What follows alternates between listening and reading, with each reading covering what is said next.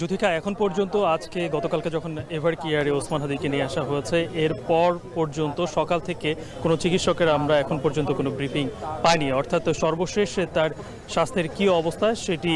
আপডেটটা এখন পর্যন্ত আমাদের কাছে নেই। তবে কিছুক্ষণ আগে গণ অধিকার পরিষদের সাধারণ সম্পাদক রাশেদ খান তিনি এই এভার কেয়ারে ওসমান হাদিকে দেখতে আসেন এবং দেখার পরে তিনি কিছুক্ষণ আগেই এখানে আমাদের সাথে কথা বলেন এবং তিনি যেটা বলেছেন যে ওসমান হাদির অবস্থা খুবই ক্রিটিক্যাল এবং তাকে নিবিড় পরিচর্যা কেন্দ্রে রাখা হয়েছে।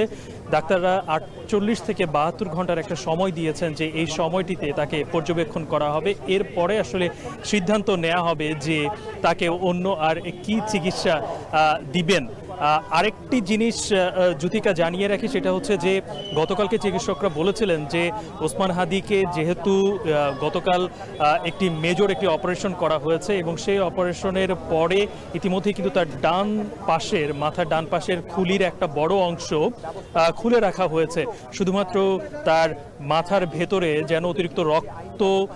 ক্ষরণ যদি হয় সেটাতে যেন ব্রেনের বাকি যে অংশ যেটি ভালো রয়েছে সেখানে যেন এক্সট্রা কোনো প্রেশার না পড়ে, সেই কারণে তার এই খুলির অংশটি খুলে রাখা হয়েছে। এখন যেই 48 থেকে 72 ঘন্টার সময় বলা হচ্ছে এই সময়টাতেই আসলে কোনো বাড়তি কোনো চিকিৎসা তাকে দেওয়া হবে না, যেহেতু নিবিড় পরিচর্যা কেন্দ্রে এক কথায় যেটাকে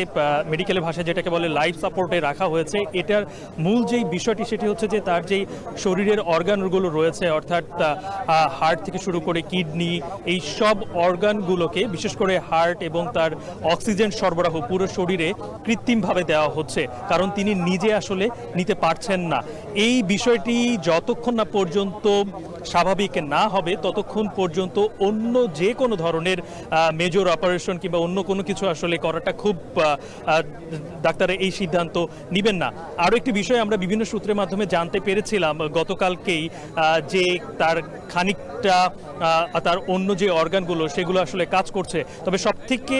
বড় যেই শঙ্কার বিষয় সেটি হচ্ছে তার যেই সেন্সের যে লেভেল যেটাকে বলা হয় গ্লাসগো কোমা লেভেল,